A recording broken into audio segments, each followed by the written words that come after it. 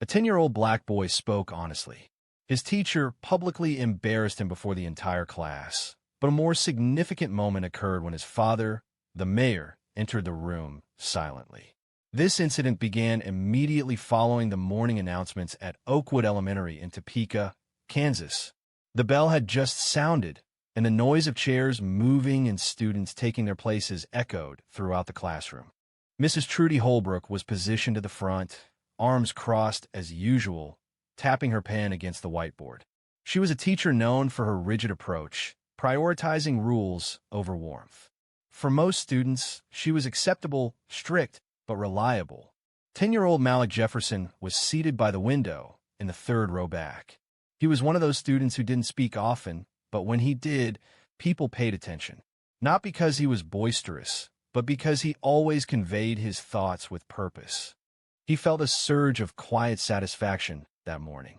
The night before, his dad had held a significant press conference regarding new scholarships for underserved communities. Malik had watched him on television and believed the entire city was now aware of what he already knew. His dad cared. As Mrs. Holbrook reviewed the day's plans, she announced a special visitor would be coming to the school on Friday. She stated that someone from City Hall would be present, adjusting her glasses as she spoke. They hadn't informed me of the person involved. Malik's hand rose slightly. "Yes, Malik?" she inquired, her tone already showing irritation. "I believe it could be my father," he stated calmly. "He mentioned he was traveling here this week. He holds the position of mayor." The room fell silent. Several children glanced around. One girl murmured, "Wait, is that true?" Mrs. Holbrook looked at him. She then released a brief, abrupt laugh, more of a derisive sound. "Oh, Malik, that's quite imaginative," she remarked, extending the final word as if it were hurtful. He didn't smile, didn't laugh, just sat there, eyes forward. "I'm not making it up," he said softly. "He's Mayor Jefferson," she said, her smile fading. "Malik, this is a place for learning, not for telling stories. If the mayor were your father, I think we'd all know by now, don't you?" The silence was thicker now. Some of the kids shifted in their chairs. A boy in the back let out a quiet laugh. Malik stared at the desk in front of him. His hands remained still in his lap. "Let's focus on the facts, not stories," she stated, and continued the lesson. However, the class was no longer engaged, still processing her previous statement and tone. The words were not simply dismissive, they held a sharper edge, conveying a message. "Someone like you couldn't possibly be someone like that, son." The most painful aspect wasn't the content of her words, but the swiftness with which the class embraced them. Jasmine, who typically sat with Malik at lunch, avoided looking at him for the remainder of the morning. Two boys positioned by the window murmured and chuckled each time he spoke. Malik remained silent for the rest of the lesson, not due to fear, but because he felt it wasn't worthwhile. Afterward, that same day, in the hallway, his friend Bryce approached him close to the lockers. "Hey man," Bryce said, sounding somewhat unsure. Malik didn't pause. "Yeah," Bryce acknowledged slowly. She didn't need to phrase it that way. Bryce looked down, thinking she believed he was lying. Malik offered a hesitant shrug, suggesting she tell the principal. Would it make a difference? For a moment, Bryce couldn't respond. Inside the classroom, Mrs. Holbrook resumed teaching as if nothing had occurred. She likely assumed the incident was resolved. A student had made a false statement, and a teacher had corrected him. Case closed. But that's the nature of words. They don't always fade when the school day ends. The events didn't remain confined to the classroom, as someone beyond those walls had become aware of what occurred and intended to speak out. By Thursday morning, Malik felt uncomfortable. He woke up early, as he always did, dressed, and sat through breakfast with his mom, who observed his unusual quietness. He remained largely silent. He wasn't one to express complaints. That wasn't how he was raised. Nevertheless, a weighty feeling settled in his chest. The feeling lingered, the sting of speaking honestly and being met with derision. As he entered room 204, Mrs. Holbrook had already begun writing the warm-up exercise on the board. The classroom appeared identical to the previous day. The same rows of desks, the same posters on the walls, the same teacher present. Yet, something felt different. Students whispered more frequently than usual. Several glanced in Malik's direction before quickly averting their gaze. He noticed Jasmine whispering to a classmate, her eyes flickering towards him, a giggle escaping her lips. Then came the moment that reignited the tension. Mrs. Hallbrook started a history lesson, focusing on community leaders and local government. The situation felt heavy with irony, enough to fill the entire school. As she wrote the names of elected officials on the whiteboard, she briefly looked at Malik and gave a smile, but it lacked warmth. You know, she said, addressing the class, we should always be cautious about feigning a different identity. Honesty is particularly crucial for significant positions, such as mayor or governor. She refrained from mentioning his name, yet the effect was unmistakable. Every eye in the classroom shifted toward Malik, as if by design. He remained composed, lowering his head and recording the date in his notebook. Let's return to the facts, she continued, her smile unwavering. It's easy for anyone to claim they're the mayor's child. That assertion isn't enough. Verifiable evidence is what truly matters. A chuckle arose from somewhere in the rear of the classroom. The release was sudden, a brief moment where the pressure gave way. She made no effort to restrain it. In fact, she seemed to find it amusing, as if she's told a perfectly executed jest. However, to Malik, it wasn't a jest. It wasn't an instruction either. It was a disguised humiliation, presented with a formal demeanor and a whiteboard marker in her hand. He tightened his grip on his pencil, not to damage it, merely to maintain composure. Bryce was in the front row, visibly uneasy, his mouth slightly parted as if he had something to say but couldn't articulate it. The remainder of the lesson passed quickly. For the first time, Malik didn't volunteer any answers, didn't offer to read aloud, and didn't even complete the worksheet. During recess, he walked the edge of the playground by himself. No one inquired about his well-being. They were preoccupied with continuing to laugh at the joke. Bryce rejoined him again, close to the jungle gym. You really should tell someone I did, Malik said. Who? My mom. Is she going to call the school? She told my dad. Bryce blinked. Wait, the mayor, Malik nodded. There was a pause. What's he going to do? Malik looked out past the fence. He said I should keep showing up. That sounded simple, but it hit hard. Malik didn't need his dad to yell or storm the building. He needed to know someone still believed him. And he did. That afternoon, while students engaged in silent reading, Mrs. Hallbrook introduced the topic of respecting authority. She posed several questions and then stated, and naturally, we must not pretend to be someone we are not to achieve that authority. Such actions would be dishonest and disrespectful to genuine leaders in our community. She then made eye contact with Malik for a moment that felt deliberate and directed towards him. He looked up at her and then lowered his gaze to his book. Mrs. Hallbrook turned away, likely believing the issue was resolved. Perhaps she thought her brief remarks had restored order to the classroom, that the lesson had been conveyed, and her authority reasserted. However, she was unaware that another individual had listened intently and was approaching to ensure the lesson she believed she was imparting would be entirely revised. The dining hall at Oakwood Elementary was a noisy area, not due to disorder, but because of established habits, trays making sounds, chairs scraping, juice boxes opening. But that Thursday, a different sound was present, a sound that lingered around specific tables and focused on one name, as if it were a mark. Malik was seated opposite Bryce at the far end of table 5, pushing the tater tots around on his tray. He hadn't touched his chocolate milk, which was unusual. Typically, it was the first thing he consumed. Bryce spoke softly, drawing closer. People were still discussing it. I'm aware of that. I overheard Ava mention her mother said Mayor Jefferson's son attend a private school. Malik glanced up, his brow raised. Yes, I attend a private school. I only transferred here 2 months ago. My mother wanted me nearer to her workplace. Bryce rubbed his head. I suppose people just prefer to think you're being deceptive. They'd rather believe that than accept that I'm telling the truth. They both looked down the table, where 2 kids were giggling and whispering, glancing back and forth at Malik.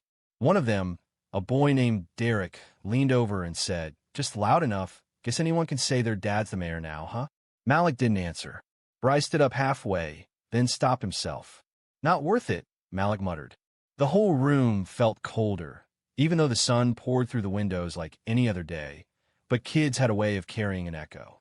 A statement, once made, lingered like a marble on a tile surface. It didn't disappear simply because the speaker stopped. Jasmine walked past their table accompanied by two friends, and one of them murmured, "He still thinks he's the mayor's kid." That was the instant Bryce rose to his feet.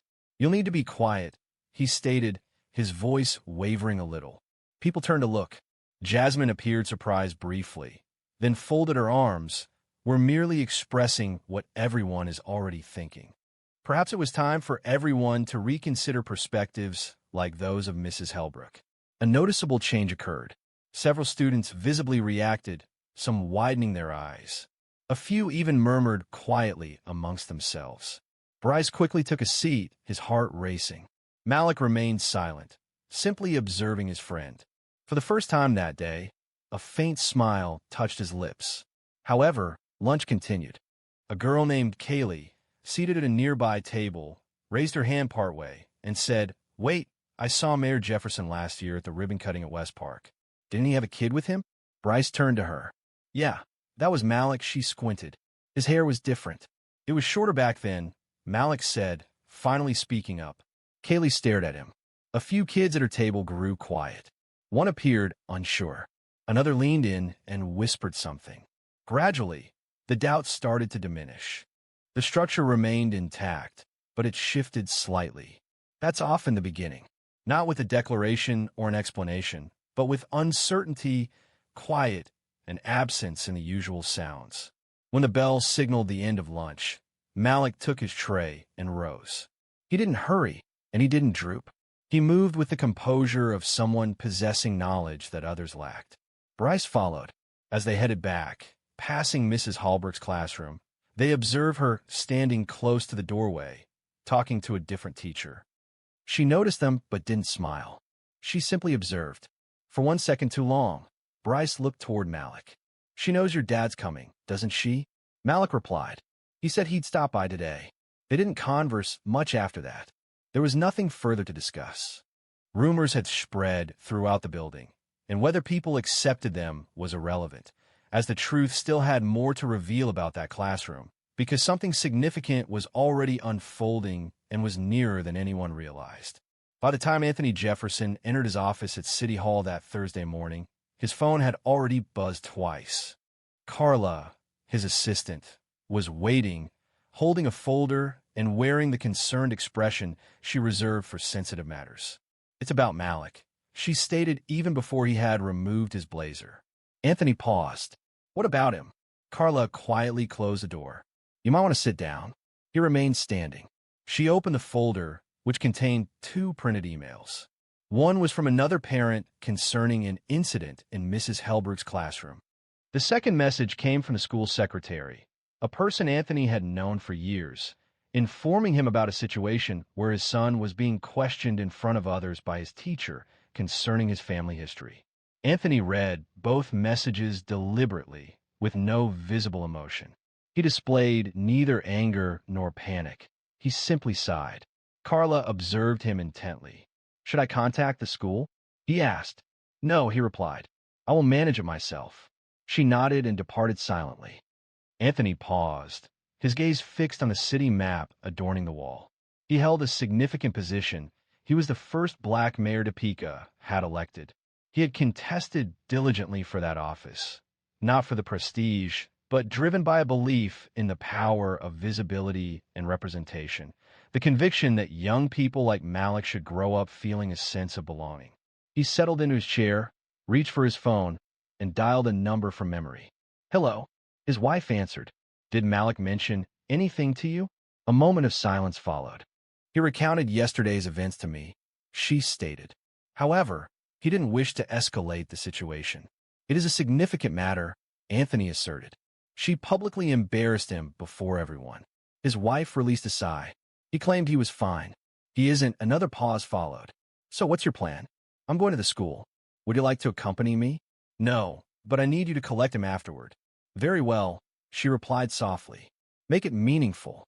He ended the call, rose, retrieve his navy suit jacket from the back of the chair, and adjusted his tie in the mirror. The situation wasn't intended to be argumentative. He avoided unnecessary disagreements. However, certain teachings require direct interaction. As he exited the building, two aides attempted to detain him with urgent requests, but he dismissed them with a courteous yet resolute gesture. "This will be brief," he stated. The driver opened the vehicle door for him without prompting. No inquiries were made regarding his destination, yet they understood, judging by his expression, that it held significance. The journey to Oakwood Elementary proceeded in silence.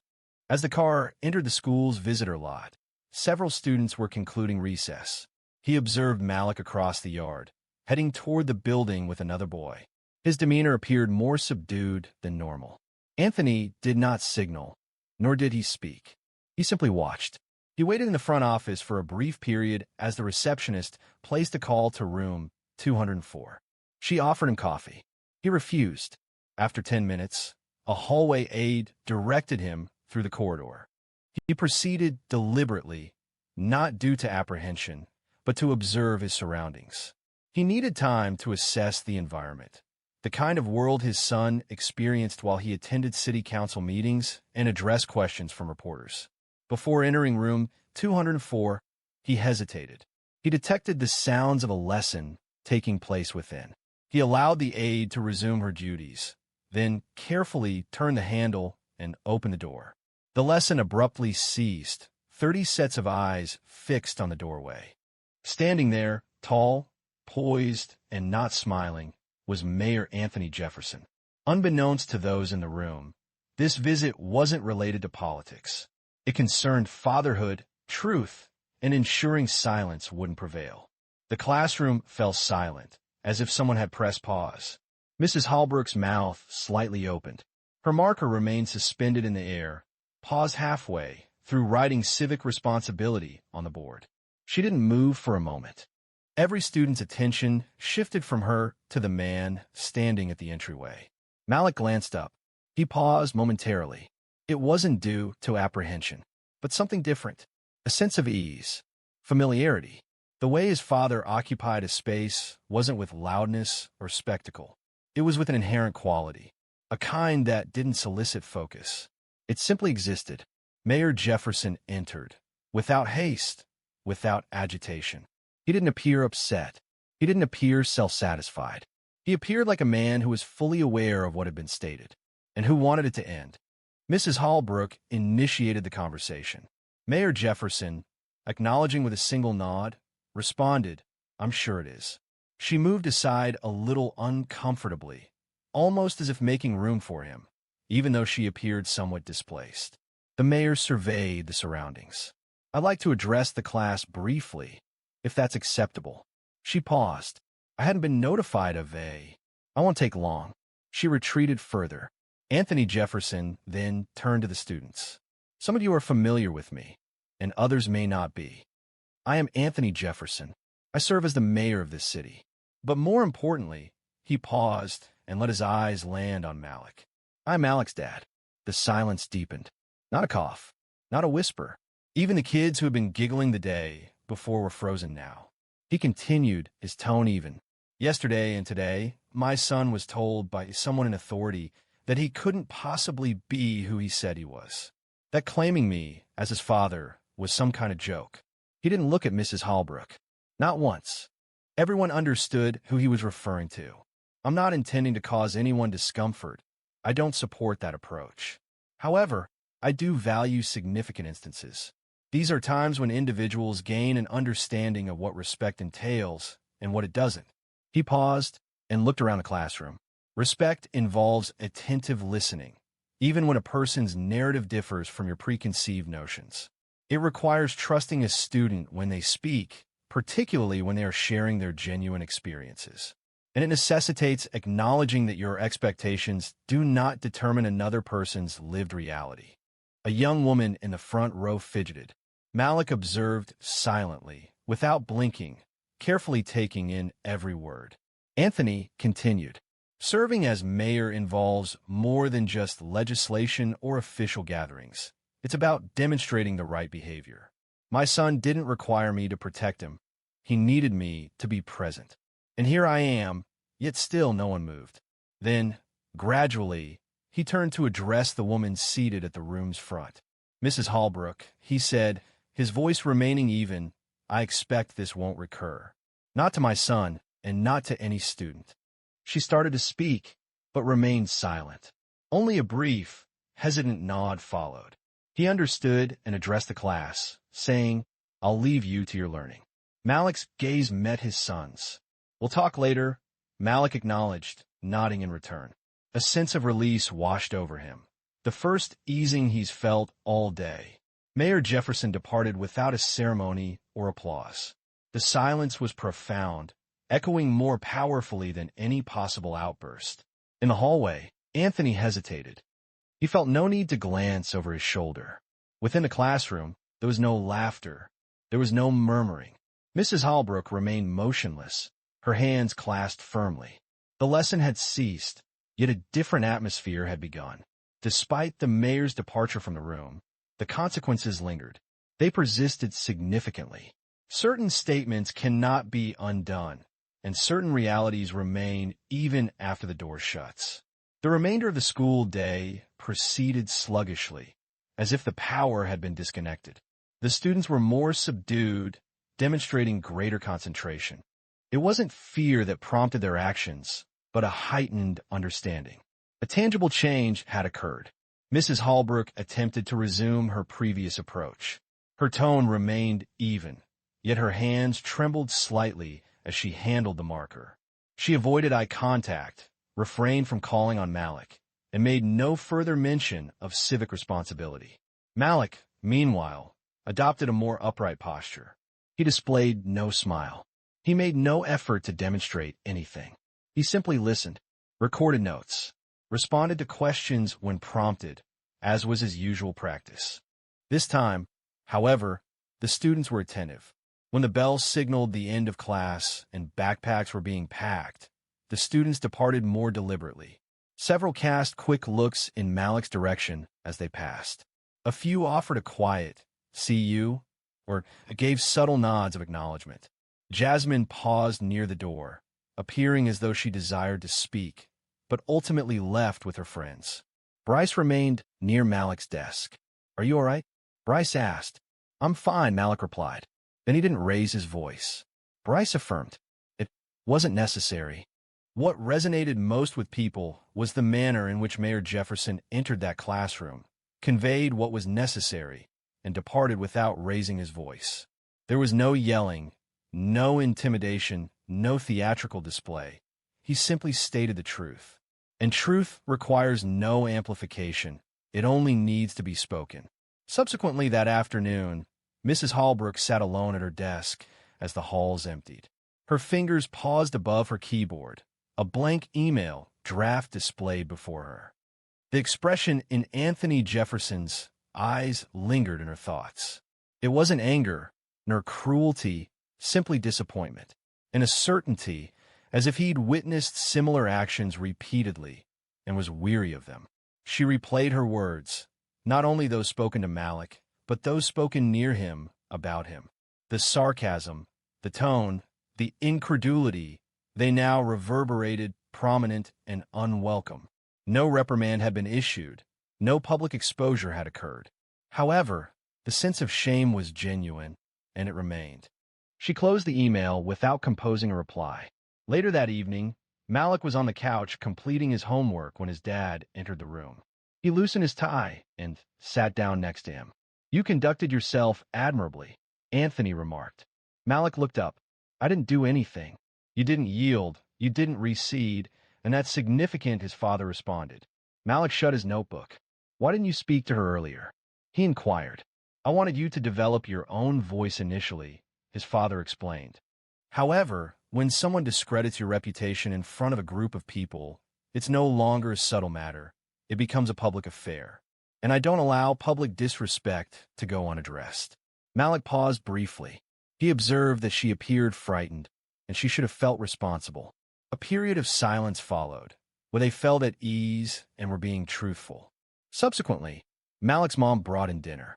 The television displayed the evening news in the background. The school remained quiet. There were no announcements or public discussion, but the necessary events had transpired. The following day at school, an altered atmosphere prevailed. It wasn't a miraculous resolution, but a palpable shift.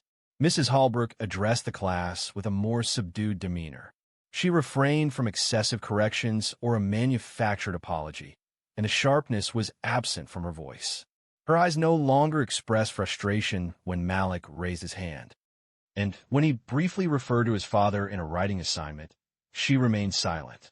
Malik's classmates gave him more room. Some even showed him a quiet deference, not due to his father's identity, but because of how he had dealt with the situation. Calm, honest, steadfast. These were the qualities that resonated. However, even as the familiar patterns returned, one thing became evident. The truth had been disseminated, and the surrounding hush had finally ceased. The Monday following, the school hallways were as lively as they always were. The sound of sneakers on the floor, the clang of lockers, and the echoes of laughter filled the hallways.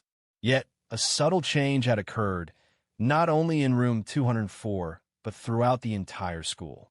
Students were no longer speaking about Malik in hushed tones.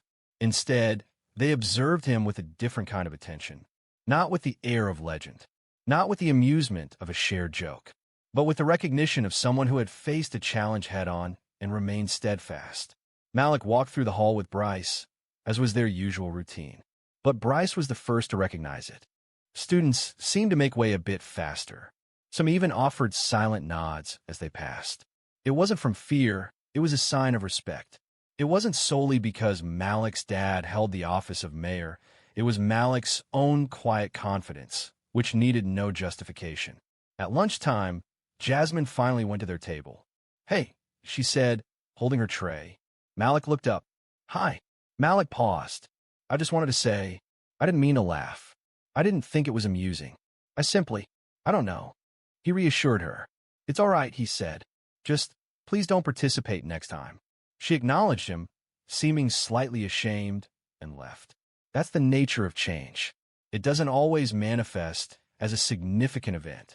Occasionally, it comes through uncomfortable dialogues and understated choices. Mrs. Holbrook never issued a formal apology. However, during the subsequent week, she began phrasing her inquiries differently. She included Malik more frequently.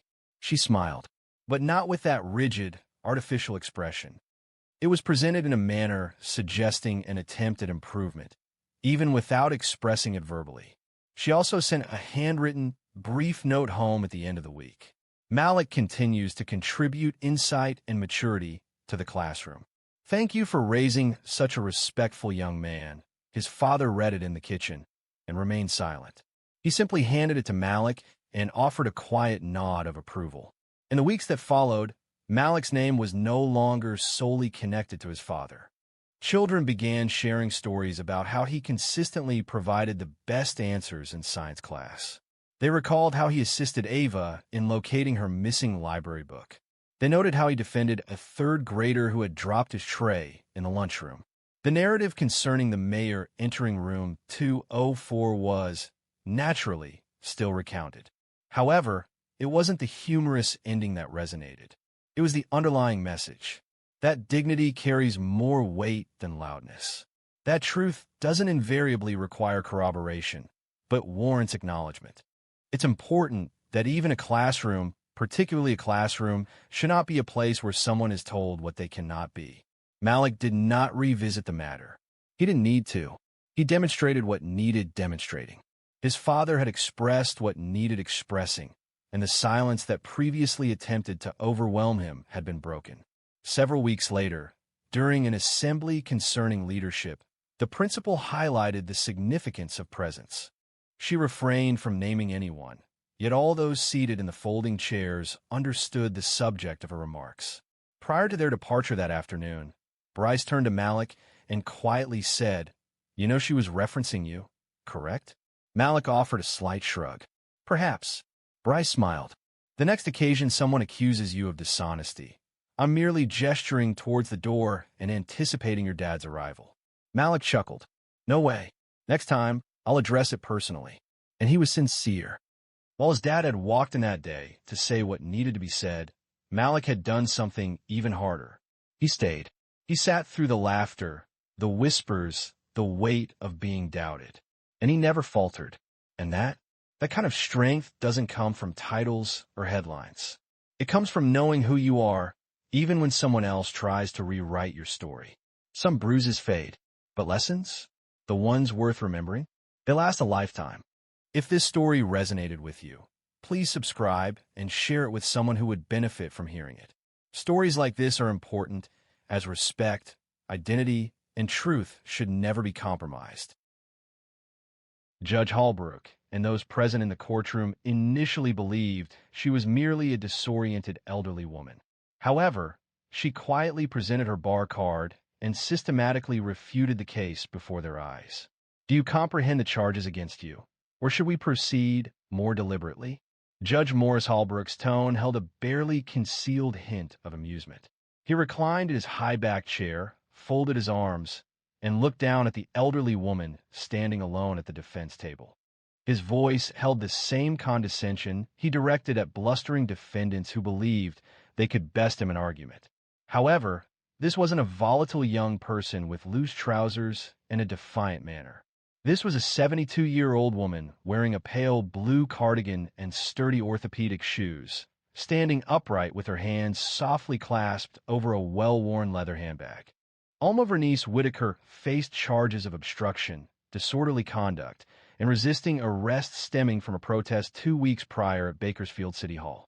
Leland Drury, the prosecutor, appeared to be no older than 30, presenting a polished image with shiny shoes and a demeanor suggesting unwavering self-assurance.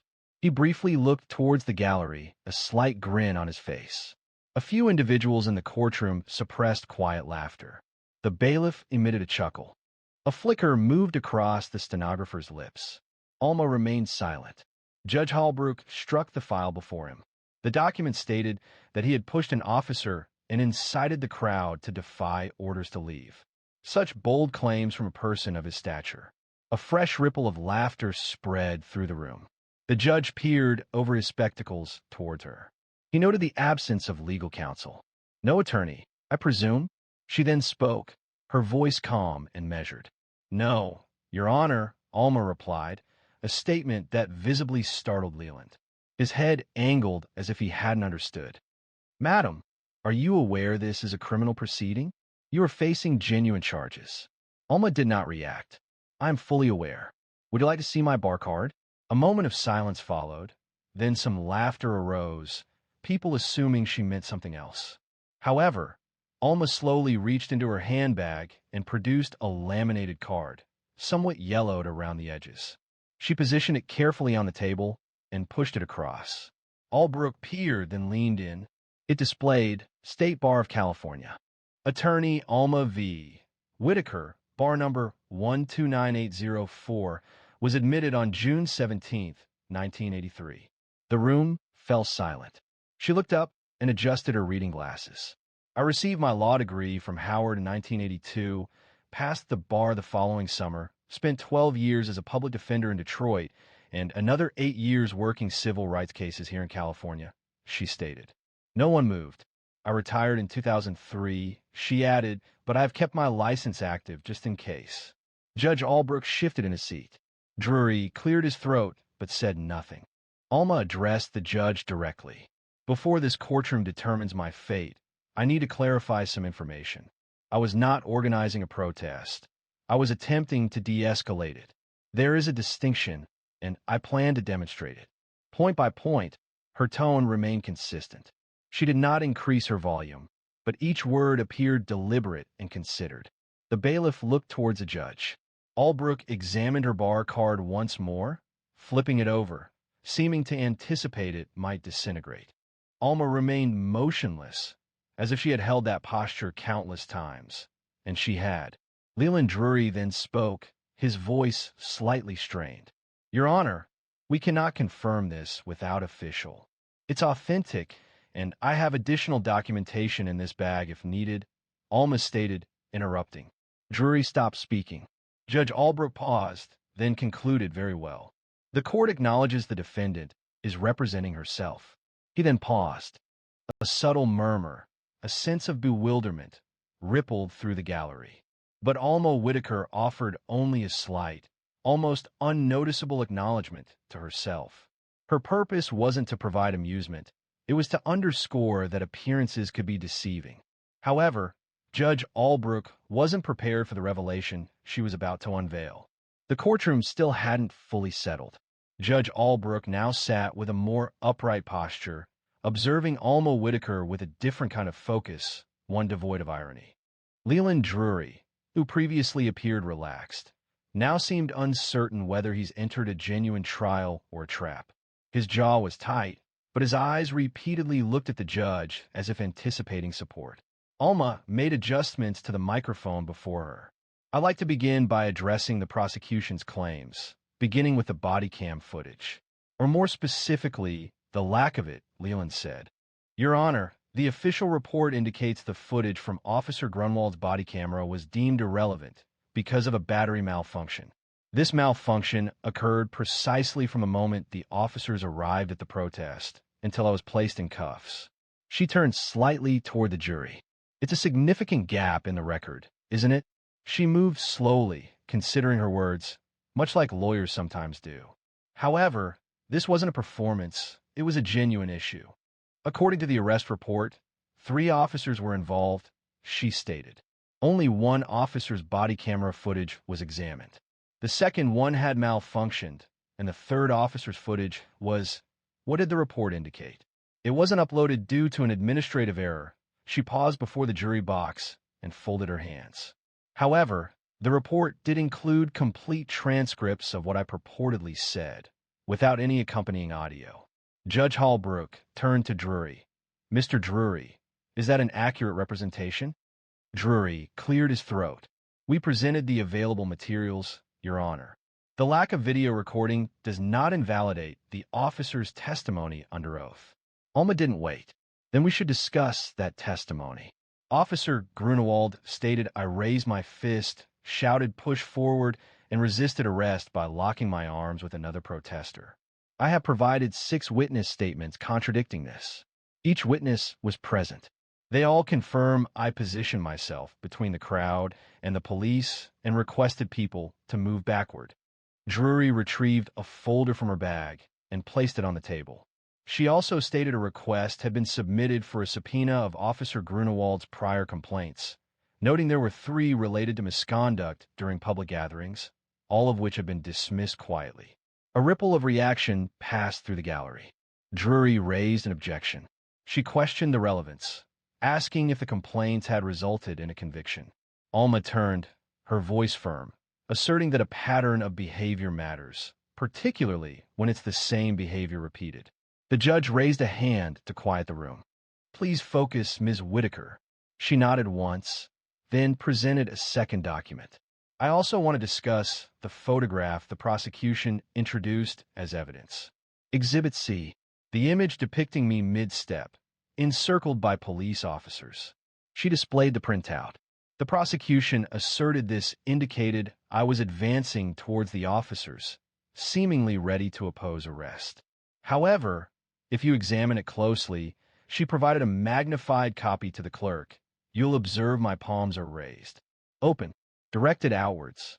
This is a widely recognized gesture of de-escalation. She looked at the jury again. One doesn't approach armed police with raised hands unless attempting to avert a greater harm. The room was silent. There was no laughter now. Even the gallery had leaned forward. Drury attempted to regain control. Despite those gestures, the defendant disregarded a legal instruction to leave. Alma turned to him slowly. "What legal instruction, Mr. Drury?" "The arrest record details an order issued by Officer Grunwald at 6:32 p.m. A time-stamped photo demonstrated that I was already in restraints by 6:28. She paused, allowing that information to register. This suggested the order was either issued belatedly or wasn't given at all. Judge Albrook moved, appearing noticeably uneasy. Leland remained silent. Alma inhaled deeply. Therefore, considering the absence of audio recordings, the conflicting timeline, the missing video, and the testimony that disputes witness accounts, what remains to support prosecution? She did not appear self-satisfied. She expressed no sense of triumph. She seemed weary. Weary, as if she's faced this scenario countless times and understood the process intimately. Alma then introduced a surprising element, video evidence that fundamentally altered the case. She placed a small USB drive across the table, explaining that it contained footage recorded by a college student, Victor Ramirez. He had been filming from the second floor of the parking garage, overlooking City Hall. "I've already submitted it to the clerk for review," Judge Holbrook observed. "What does this video depict?" Alma responded directly. The clerk placed the drive into the court screen system. A grainy yet stable video appeared on the monitor. It showed the protest happening below. People were shouting and holding signs, while police officers created a barricade. Then, Alma became visible, her small figure moving through the crowd. She was not shouting. She did not raise her fists. She did not link arms or chant. She was waving her hands down in a motion recognizable to anyone who had previously broken up a fight. "Back up!" Her voice rang out, surprisingly loud and clear for a woman her age. "Don't push, stay calm." The video captured the entire incident. She positioned herself between two officers and a group of teenagers holding cardboard signs. She faced the crowd, not the police. Her hands were raised, again, palms outward. Shortly after, one officer lunged. Another joined in. They seized her arms, pulled her backward, and placed handcuffs on her. She offered no resistance. She displayed no reaction. The room was completely silent. Following an additional 30 seconds of footage, the screen faded to black. Alma addressed Judge Holbrook. "The officer's report stated that I charged the barrier, urging others to defy. However, in that video, I was the sole individual attempting to prevent the situation from worsening. That video was not presented by the prosecution, despite Officer Grunewald's knowledge of its existence. According to information, Victor provided a copy to the department the day following the protest. He received no response." Holbrook glanced at the bench, his jaw tense. Mr. Drury was asked, "Did your office receive this footage?" Leland Drury's face appeared pale. He stated, "I was not informed, Your Honor." Alma did not look at him. It wasn't necessary.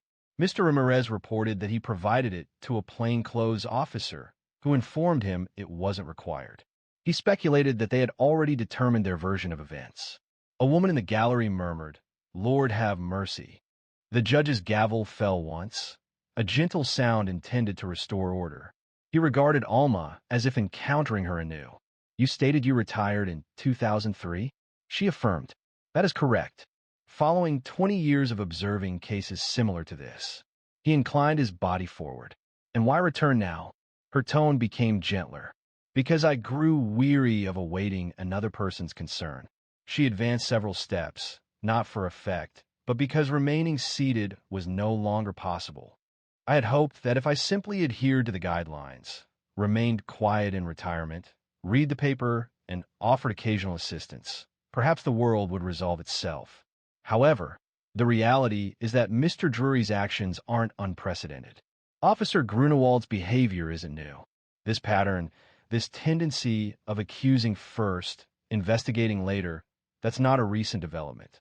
I'm familiar with it. I've observed it since I was 30 years old, and it hasn't diminished." She addressed the jury, her gaze sweeping across the panel.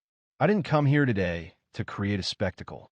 I am here because if this court determines my guilt relying on the testimony of individuals who are not entirely truthful, then what becomes of the next person lacking supporting evidence, or a recorded statement, or the courage to come forward?"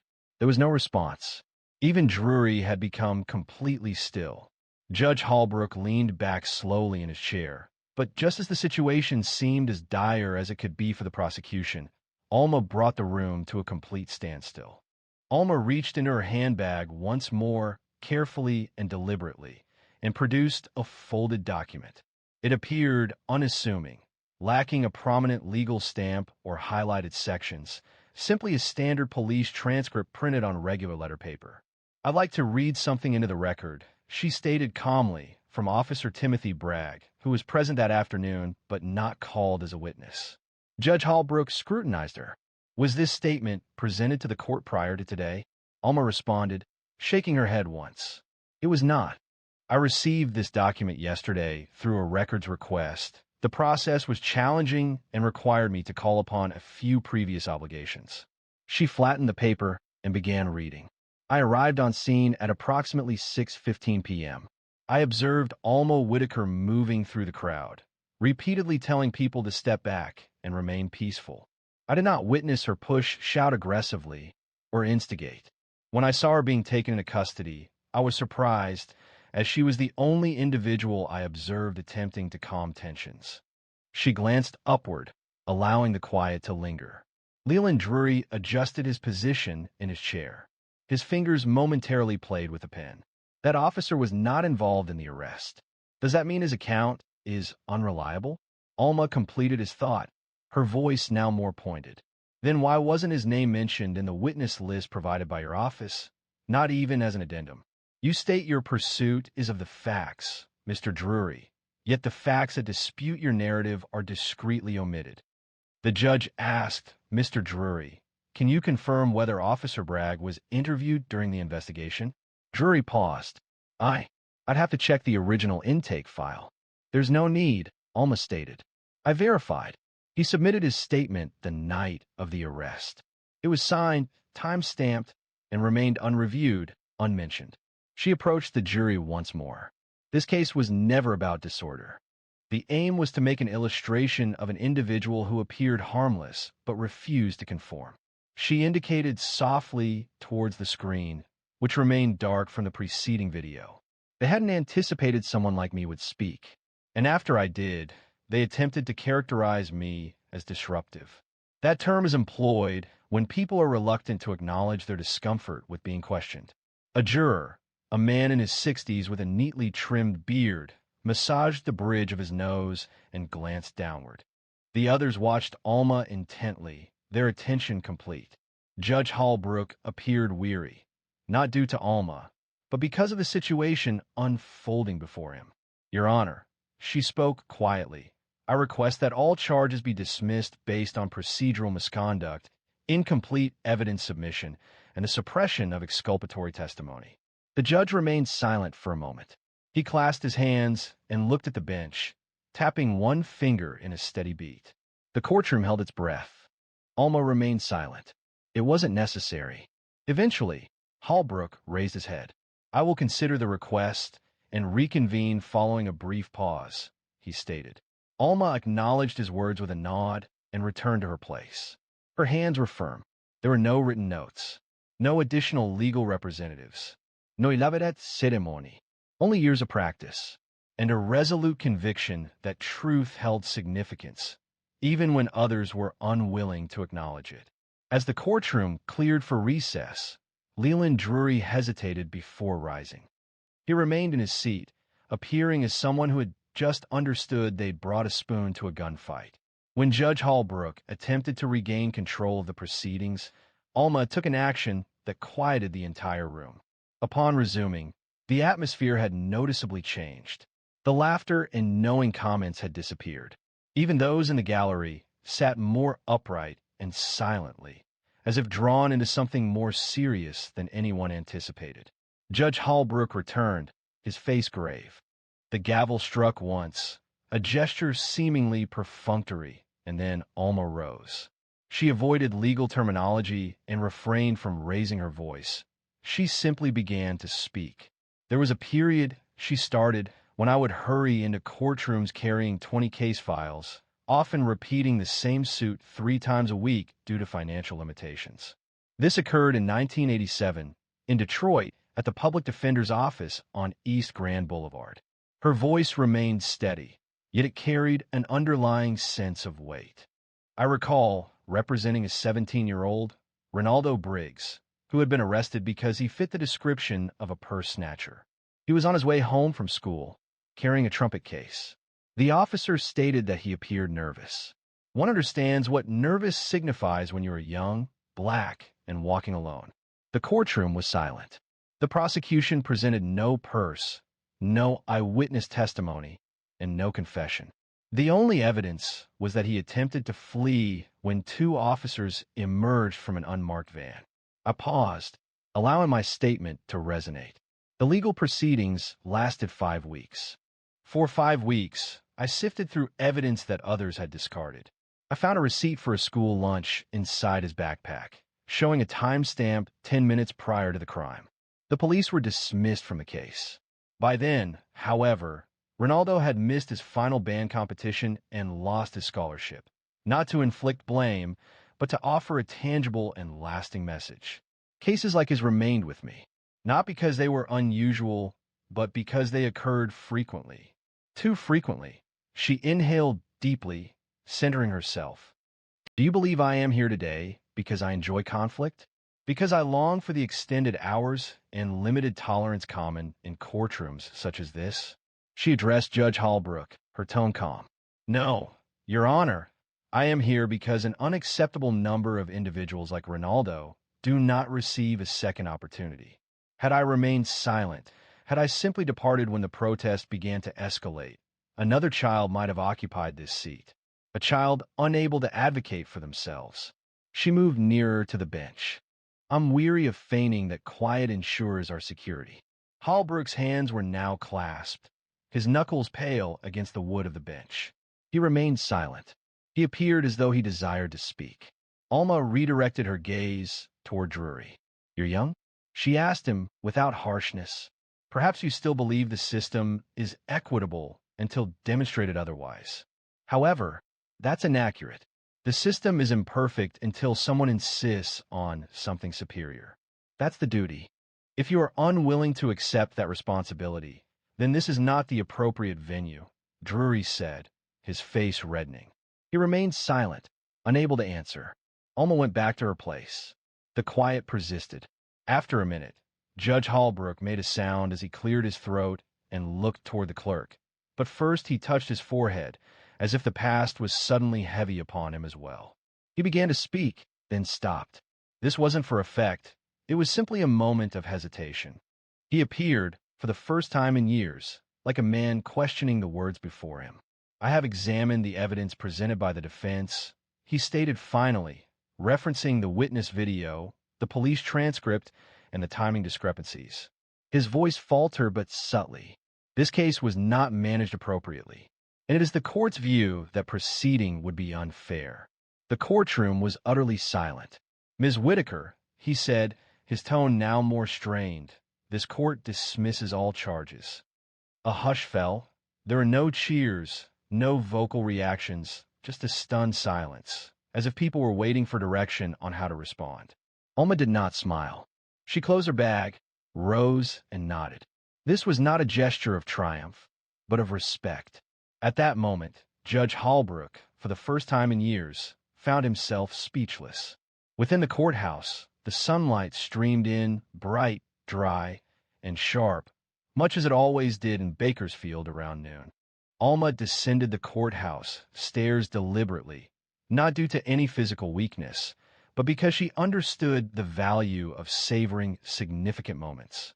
She held her handbag securely beneath one arm, the soles of her shoes making a quiet sound against the pavement.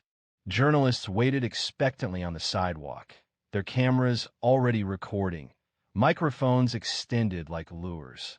Many of them hadn't been present when the trial commenced. News had circulated regarding the retired black woman who entered the courtroom unaccompanied and emerged with the truth. Ms. Whitaker, are you considering legal action against the city? Did you anticipate the case's dismissal? Do you identify as an activist? She remained silent, not to evade attention, but because she had already spoken her piece, and that courtroom had been her sole intended audience. A small group of people waited for her at the foot of the steps. They weren't journalists.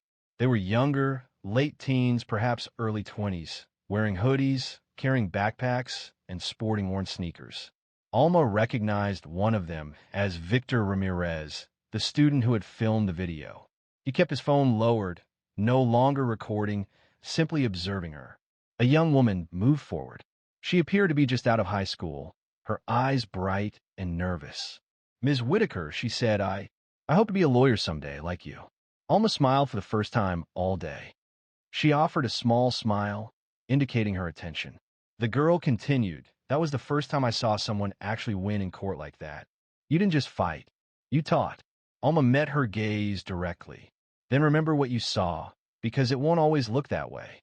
Most days, it'll feel like pushing a brick wall uphill with your bare hands, and no one will applaud you. But you push anyway. Victor then spoke. The system had never anticipated someone like you possessing the ability to retaliate.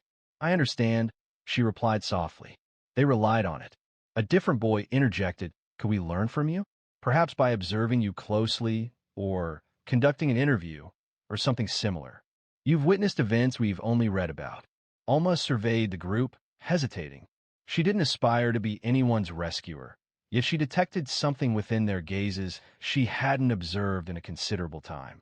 Hope intertwined with impatience. That familiar intensity. She straightened the handle of her bag. I avoid social media platforms. While I don't maintain a website, I still retain the ability to teach. Please bring your questions, and I'll provide the coffee. The group responded with quiet laughter. Victor's eyes lit up. Behind them, Judge Hallbrook stood at the top of the stairs, observing everything. He was not accompanied by deputies at this time. He wore a blazer and a loose tie instead of a robe. For a brief moment, he seemed poised to speak, but then he remained silent. He observed Alma disappear around the corner with the children, her form gradually diminishing in the late afternoon sunlight. Returning inside, Leland Drury remained at his desk, his case file spread out but unexamined. His demeanor had altered.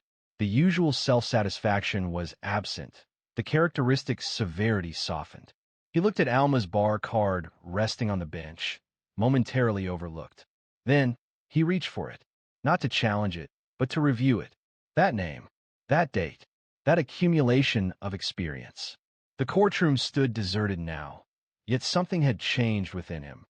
Perhaps not enough to alter everything immediately, but potentially enough to make him reconsider in the future. For the first time, he had witnessed the distinction between winning a case and truly comprehending justice. However, what Alma subsequently conveyed to those kids provided them with something beyond legal counsel. It offered them a foundation for hope. The diner on Union Avenue was nearly empty when Alma sat down with the kids that evening. She selected the booth by the window, the very one she'd occupied years ago when she used to meet with apprehensive clients who lacked confidence in courtrooms. The light from the setting sun illuminated the worn leather seats and transformed the formica table a warm, golden hue. Victor requested coffee, despite not typically consuming it. The young woman, identified as Kenya, asked for iced tea and retrieved a notebook, already filled with notes. The remaining individuals positioned themselves closer, as if witnessing a solemn event. Alma didn't begin a lecture. She stirred her cup deliberately, then remarked, you know the first thing they teach you in law school? Victor blinked. The Constitution? She smiled faintly. No, they teach you how to read a case file without getting emotional, how to separate the fact from the feelings, how to argue without letting it get under your skin. Kenya leaned forward. Is that a good thing?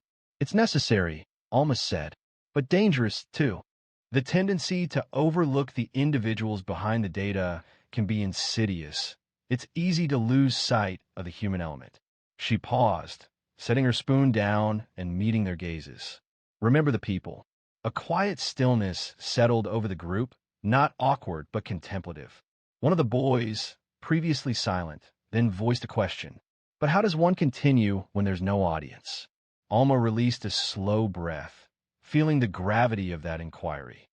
You persist because occasionally someone is paying attention. They will only grasp the truth if it's spoken aloud, even when your voice trembles, even when the atmosphere chills. Kenya jotted notes rapidly in her notebook, but Alma countered, don't record this. Experience it. Make errors. Watch it, but maintain your integrity. Victor reclined in the booth. Do you ever question it? Remaining engaged for this duration, Alma hesitated. Her fingers followed the edge of her cup. The loss of each client who deserved to be released weighed on me. Witnessing officers fabricate stories without hesitation caused me regret. And observing juries prioritize ease over honesty often made me question the value of my efforts. She paused, gazing out the window, but then I recalled the individuals who were ultimately freed, those whose voices were amplified, those who contacted me 5 years later simply to express gratitude. That is what truly holds significance. Victor nodded thoughtfully. Alma concluded her coffee and rose. The check had already been taken care of. Kenya had discreetly placed the bills beneath the sugar jar. Standing outside on the sidewalk, the children paused, seeming reluctant for the evening to conclude. Alma addressed them. Do you want to change the system? They affirmed. Then don't merely study it. Challenge it. Pose more insightful questions. Confront the absence of discussion. Engage your intellect. Utilize your mobility. Employ your writing. And when someone advises you to wait your turn, inquire as to their reasoning for believing it's not your turn already. Kenya wiped her eyes. The others remained silent, observing her intently. Then Alma spoke a final statement. I'm not a hero. I'm just someone who refused to be quiet.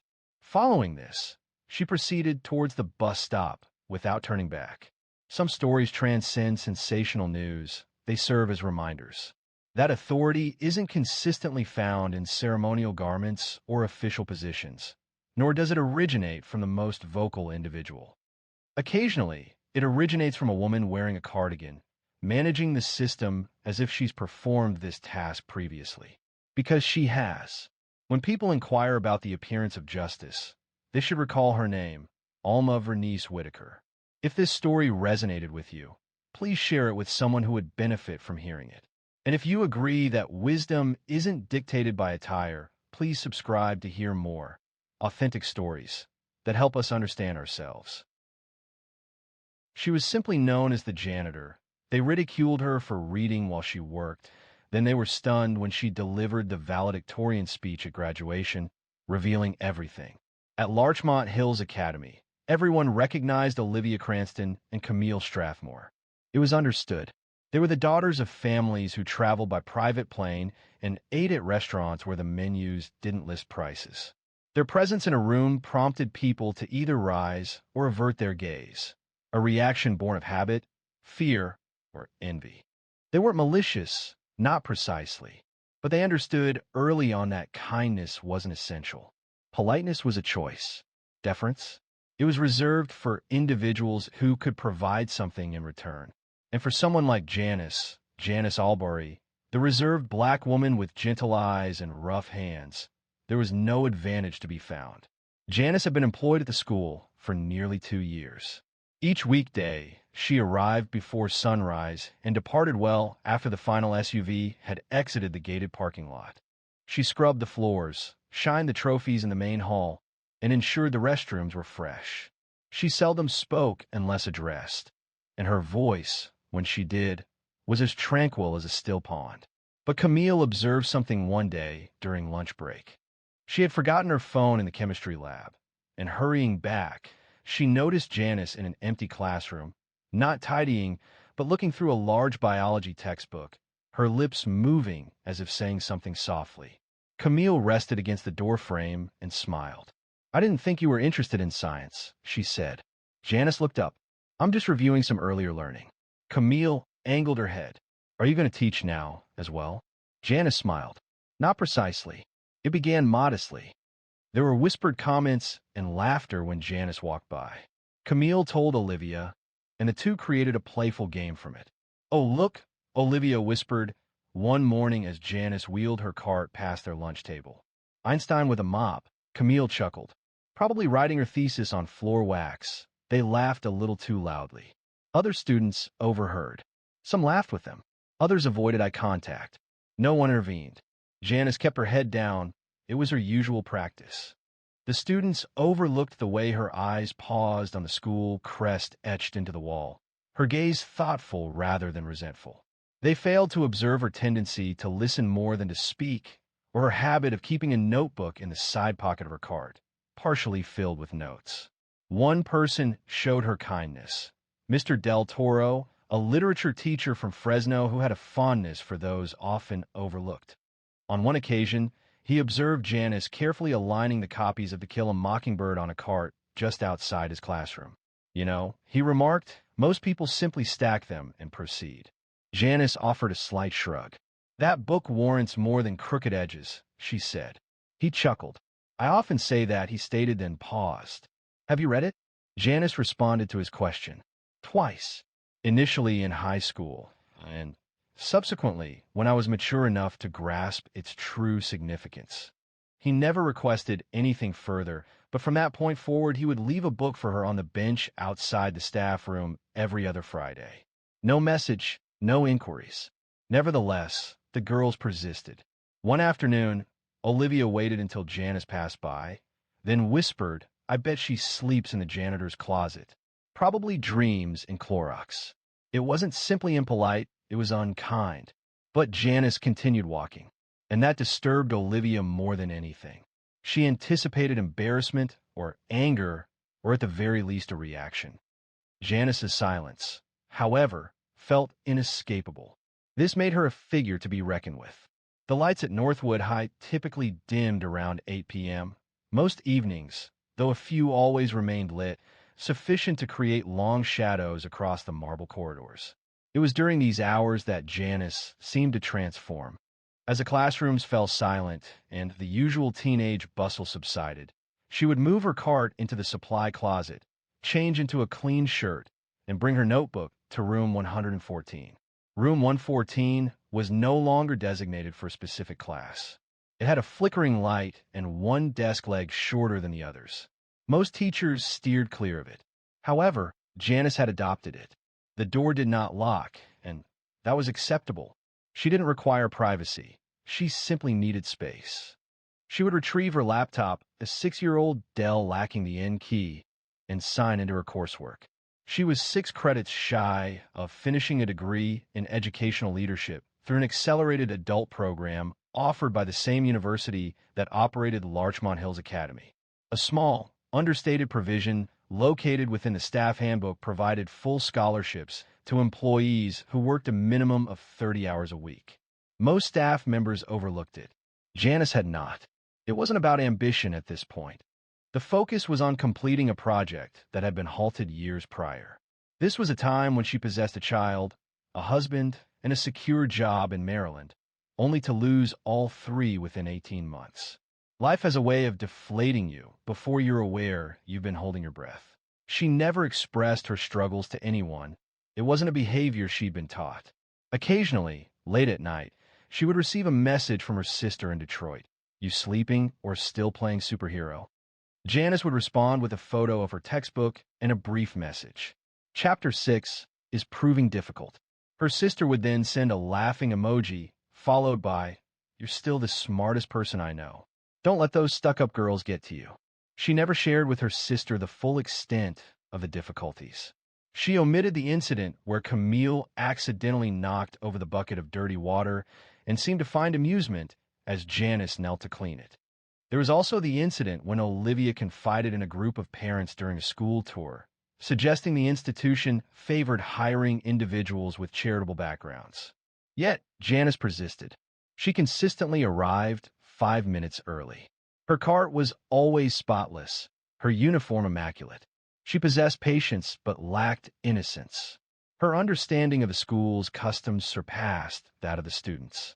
Beneath the refined wooden interiors and carefully selected diversity pamphlets, there existed a decay. Not everyone, naturally, but sufficiently pervasive to permeate the atmosphere. Janice had no intention of rectifying it. Her task was simple: observe, listen, and document. Unbeknownst to the students, and even the staff, Janice had been selected for a role extending beyond cleaning floors. 2 years prior, following an internal report alleging the Academy's neglect of racial and economic discrimination, the Board of Trustees approved a discreet strategy. They decided to place someone within the school, silently. Someone who wouldn't attract attention. Someone who could witness everything. While working part-time at a community college in Oakland, Janice received a job offer. The position came with no title or special privileges, simply an ID badge, a mop, and a defined purpose. That purpose was to observe, to take notes, and to document the patterns of behavior that were not able to be captured in policy memos or camera footage. The work was not glamorous. However, it was significant. And late at night, with her coursework open in one window and her field notes in another, Janice recorded everything. It wasn't only the cruelty, but the indifference, the smiles that vanished the moment someone turned away. She also wrote about the good teachers, the limited number of students who met her gaze. She recalled how Mr. Del Toro left that copy of Beloved with a sticky note that said, "For someone who understands silence." Still, each shift drained her, not from the labor itself, but from a necessity of feigning. She bore their ignorance as a second uniform, and with each passing day, it became increasingly burdensome. A change was on the horizon, though not as they anticipated. By early spring, the students at Larchmont Hills Academy were already largely disengaged. Señoritas had arrived gradually, like a dense fog, subtle, pervasive, and self-satisfied. Olivia and Camille frequently spent their days in the senior lounge, examining college acceptance emails and making critical remarks about those they perceived as inferior. However, subtle comments were no longer sufficient. The initial excitement had faded. They desired a significant reaction. On a Monday morning, Camille entered the admin office and pretended to be worried. "I think the janitor's been stealing test copies," she whispered to the front desk clerk, making her voice sound very low. "I saw her in a classroom late at night, alone." Ms. Robbins looked surprised. "Janice, are you certain?" Camille adopted her most innocent expression. "I don't want to cause problems for anyone, but this school is supposed to be secure, isn't it?" It was a carefully planned action. If anything resulted from it, so much the better. A sense of unease lingered. That afternoon, Janice was summoned to the operations office. The interaction was presented as a standard procedure with no direct accusations. She remained composed as the facility's manager reviewed his notes, visibly ill at ease. "We simply wanted to inquire if you've been present in unoccupied classrooms during your shift," he stated. "I clean all classrooms assigned to me." Janice responded directly. "Yes, but do you remain longer? For any purpose?" He maintained eye contact. "I complete my assigned tasks. Occasionally, I require a brief respite, as do most people." He acknowledged this with a nod and made a note. "Very well, that concludes the discussion." Janice rose. "Should any questions arise regarding my work, I would welcome a straightforward discussion."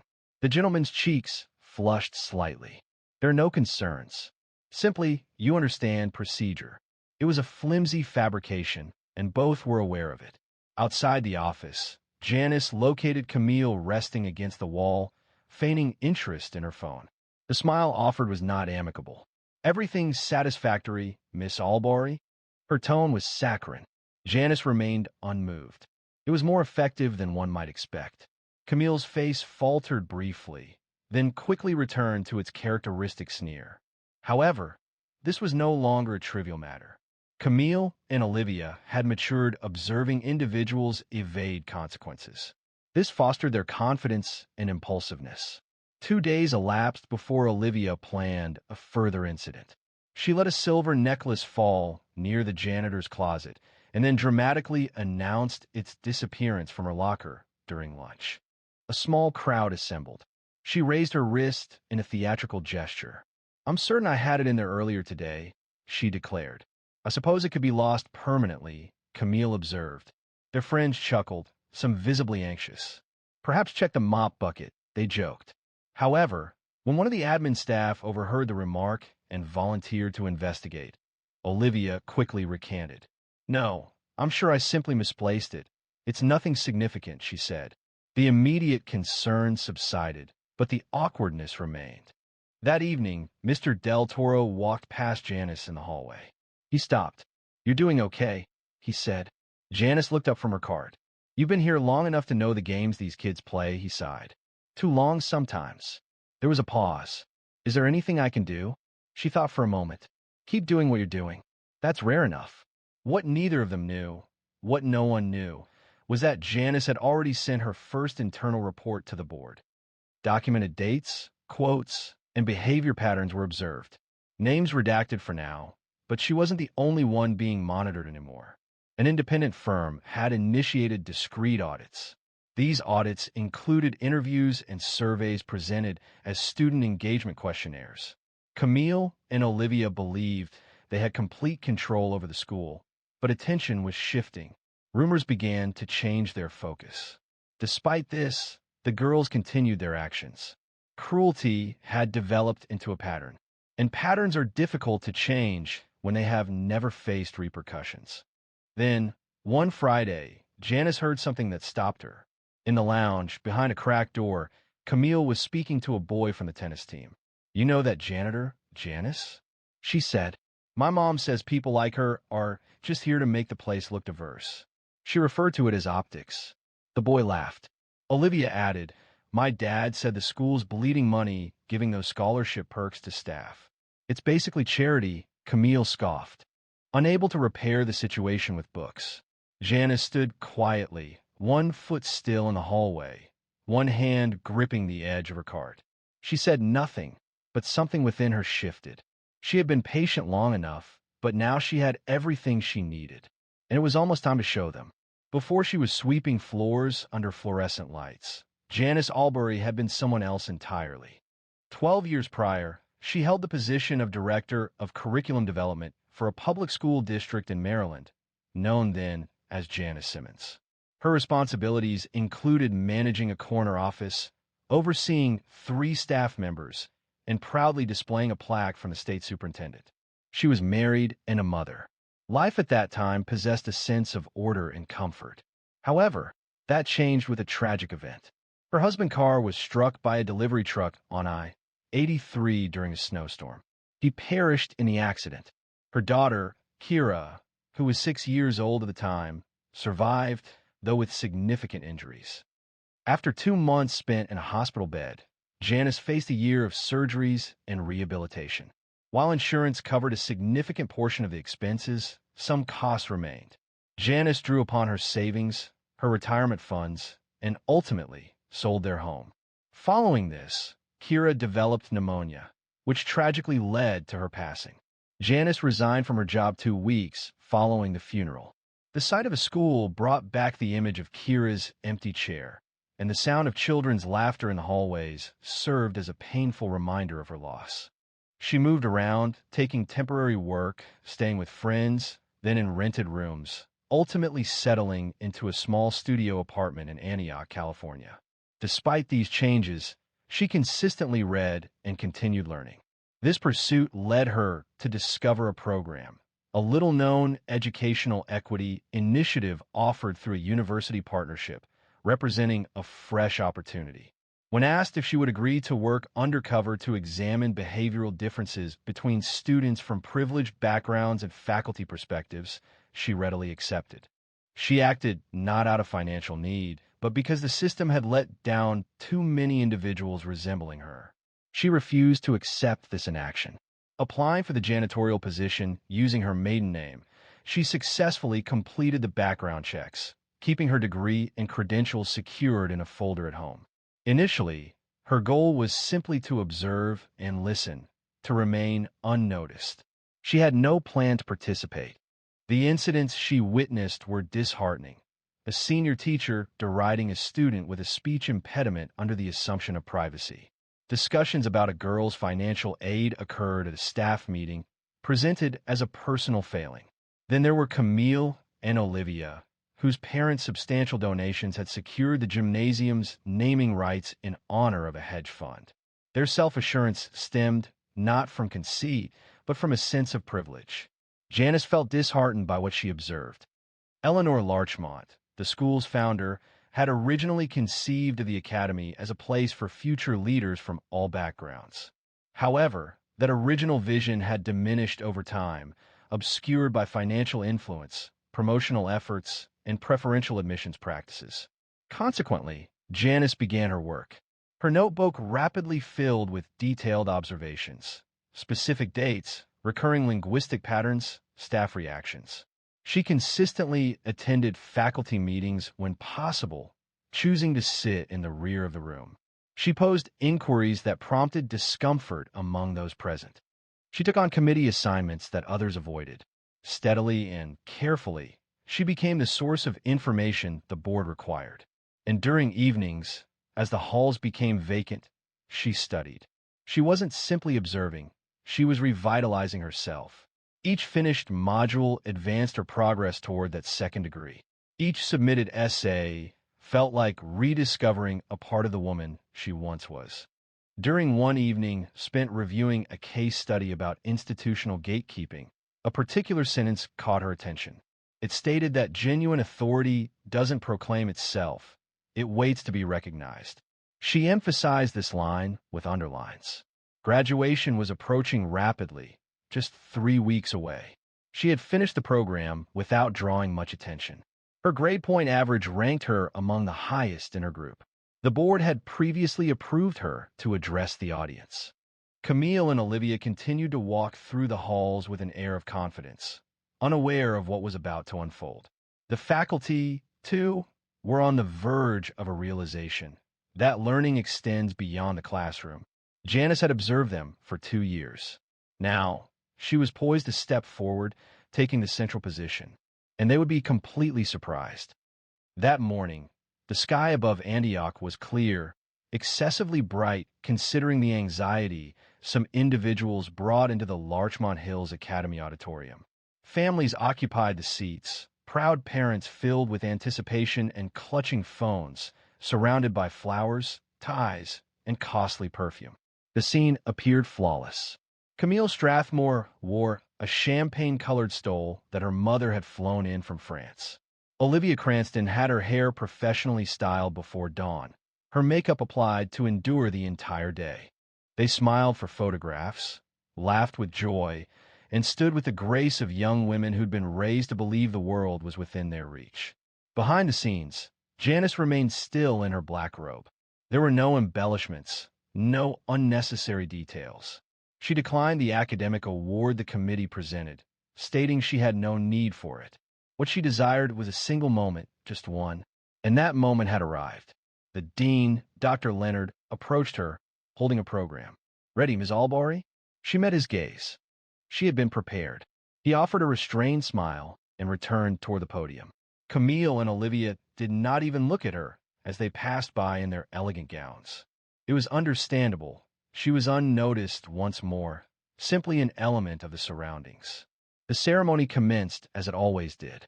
Names were announced, families applauded, and speeches were delivered. The school's jazz trio performed something gentle and unremarkable. Subsequently, Dr. Leonard approached the microphone. "As we approach the end of this year's commencement, we have a particularly noteworthy announcement, one that, intentionally, has remained private until this moment." Students adjusted in their seats. Parents moved closer. Even faculty appeared puzzled. This year, the Board of Trustees authorized a confidential academic pilot program meant to enable working staff at our institution to pursue higher education with complete anonymity. The program demands both academic excellence and professional integrity of the highest order. Camille glanced at Olivia. Olivia showed a frown. Murmurs began behind them. Dr. Leonard proceeded. "We are pleased to announce that the highest academic honor this year goes not to a student you might have learned alongside, but to someone many of you overlooked." He paused, then stated distinctly, "Please welcome Janice Albury, this year's valedictorian." A stillness hung in the air. Then, with a suddenness like a glass shattering in a quiet room, the news arrived. People turned their heads, their mouths agape. Camille remained motionless, her expression rigid. Olivia blinked, then attempted a laugh, only to find herself laughing alone. Janice proceeded deliberately to the stage. Her movements were controlled, her posture upright. She avoided looking at the assembled group until she reached the podium. Then, she surveyed the audience slowly, her gaze finally fixing on Camille and Olivia. Following this, she began to speak. "I arrived at this school with a mop in one hand and a question lingering in my thoughts." Her voice resonated, strong and clear, without any doubt. "I found myself questioning the true nature of this institution. Beyond the official statistics, the promotional materials, and the presentations, I wanted to determine if respect was readily available here, or if it was something that needed to be gained only by those who possessed the appropriate attire, footwear, and family names. The auditorium was completely silent. I dedicated countless evenings tidying up after those who spoke negatively about me. And when they observed me reading a book or attending a classroom session after hours, they mocked. She paused. However, my focus extended beyond mere reading. I was observing, studying, not solely to earn a degree, but to uncover solutions. She turned slightly toward the faculty, and now I possessed them. Students surveyed the room, adjusting in their places. Olivia's expression remained inscrutable. Camille clutched her program firmly, her knuckles white. Janice lifted her chin. I stand here today, not just as your valedictorian, but as a reflection of the very things that Elmwood High claims to stand for: growth, opportunity, and truth. But she hadn't revealed everything yet, and what she said next would change the room forever. You could hear a cough from 3 rows back. A chair creaked. A phone buzzed quietly against someone's hip, but no one moved to check it. A hush fell over the room as people leaned in, anticipating Janice's next words. She proceeded deliberately, taking a drink of water, briefly reviewing her notes, and neatly folding them. Then, she raised her gaze. I'm sure some of you are wondering how I came to be here. She began, gesturing to her robe and the podium. A few members of the front row, largely faculty, nodded in agreement, seemingly unaware they had done so. My presence here wasn't solely for the purpose of earning a degree, she added. 2 years ago, the university board contacted me following concerns raised, discreetly, privately, regarding the increasing atmosphere of class division and privilege within Ashworth Academy. They requested I consider a position, but not as a faculty member, not as a consultant, as a janitor. At this, the room shifted. Janice allowed the silence to linger. My purpose was to observe. Away from executive suites and scheduled gatherings, I observed. In the corridors, the athletic facilities, the classrooms buzzing with after-hours conversations where students felt safe to speak openly, believing they were unobserved. I was attentive. A woman among the parents visibly expressed discomfort. Over a period, I noted seemingly minor incidents. Yet, these minor incidents accumulated. I saw how some students treated those they perceived as outsiders. I noticed how the lack of intervention from adults permitted that behavior to escalate, and how some of you, who should have been more informed, chose to ignore it. She looked toward the staff. Some of you were aware, and you remained silent. The words struck with force. Camille's mouth felt parched. Olivia had ceased breathing through her nose. She remained motionless, as if blinking would make her vanish. The most troubling aspect, Janice continued, is that the behavior was not concealed. It was open, commonplace, accepted, and frequently it was encouraged, amid smiles, with focus, and with widespread recognition. She paused, taking a moment. I'm not here to criticize you. I'm here to offer a reminder. Her tone became gentler. You cannot determine someone's worth based on their clothing or their profession. You cannot assess dignity through financial status or lineage. She lowered her gaze briefly, then raised her head with renewed focus. I once had a daughter. Her name was Kira. She would have been your age now. A stillness fell over the audience, similar to a chilling breeze. She passed away before she had the opportunity to wear a cap and gown. I'm not sharing this to elicit sympathy. I am sharing it because I see her in all of you. I see who she could have become. And I wonder, if she had been here, would she have been ridiculed as well? No one dared respond. Perhaps not. However, what I know for certain is that if you depart here today believing the world will defer to your name, you have already failed. She paused again. Education is not merely about books and tests. Remember how you handle the individual you believe you'll never require assistance from, because life possesses a peculiar tendency to shift unexpectedly. Subsequently, the final setback occurred. I have delivered my conclusive report to the board. My assessment has led to a restructuring of the scholarship program, emphasizing integrity and contribution rather than legacy. A comprehensive audit of disciplinary cases spanning the last 5 years will be conducted, and students involved in harassment, encompassing verbal and social forms, will be subject to formal reviews. A subtle vibration resonated from the rear. Several parents murmured amongst themselves, their voices becoming more audible. Janice moved back a little. This isn't retribution, it's accountability. She fixed her attention on Camille, then Olivia, who had lowered her gaze to the floor. And accountability is not swayed by the wealth of your father. However, that wasn't the finality of the matter, as repercussions would follow even after the applause subsided. The ceremony concluded with noticeably diminished enthusiasm compared to its start. Some students applauded, while others seemed unsure how to react. A small number of families, appearing uneasy, left the room before the conclusion.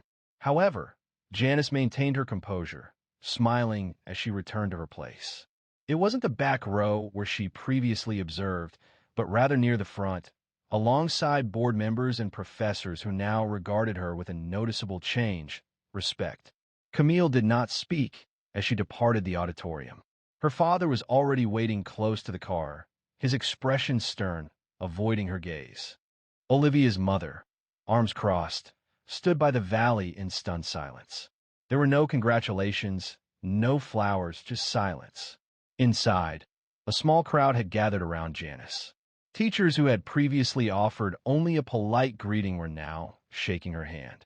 Mr. Del Toro remained at a respectful distance, waiting for an opportune moment. You didn't simply speak, he stated when they eventually talked. You transformed the entire atmosphere. Janice looked at him and smiled softly. The air had needed changing. Upon the lawn, several of the younger students expressed their awe.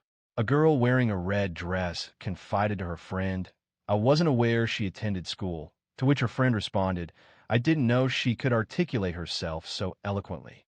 A sense of belated recognition began to spread, an acknowledgement of what had been missed, what had been consciously disregarded. That evening, Janice was in her apartment, with a plastic container of leftover chicken salad and the commencement program placed on the table next to her. Her phone buzzed. It was an email from the board's director. The subject line read, "Thank you." The message stated, "Your final report is being reviewed. Policy meetings begin next week. Your courage will shape the future of this school." She set the phone down and exhaled. It wasn't relief, it wasn't pride, but a quiet, grounded sense of purpose. The kind that didn't require applause or accolades. Meanwhile, news about the graduation speech spread quickly. A video shared online by a teacher's assistant was already spreading among parents and alumni. The title was straightforward, "Janitor or Genius? Larchmont's Graduation Shocker." Regarding Camille and Olivia, Camille was required to attend a disciplinary review. Her parents were obligated to participate. A scheduled summer internship at her father's firm was discreetly canceled. It was rumored that she would be asked to fulfill community service hours before receiving her diploma. Olivia's parents initially resisted, indicating they would pursue legal action and requesting apologies. However, upon the school sharing portions of Janice's records, containing witness statements and documented incidents, they ceased their objections.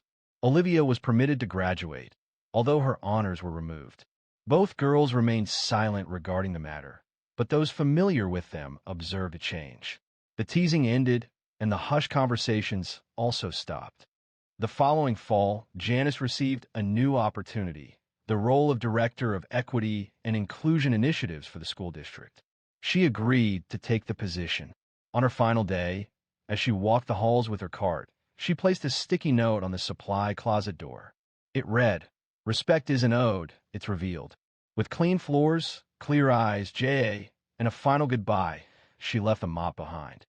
Leaving Larchmont Hills, she wore a navy blazer and carried a satchel, not to demonstrate professional advancement, but because she felt no further need for discretion.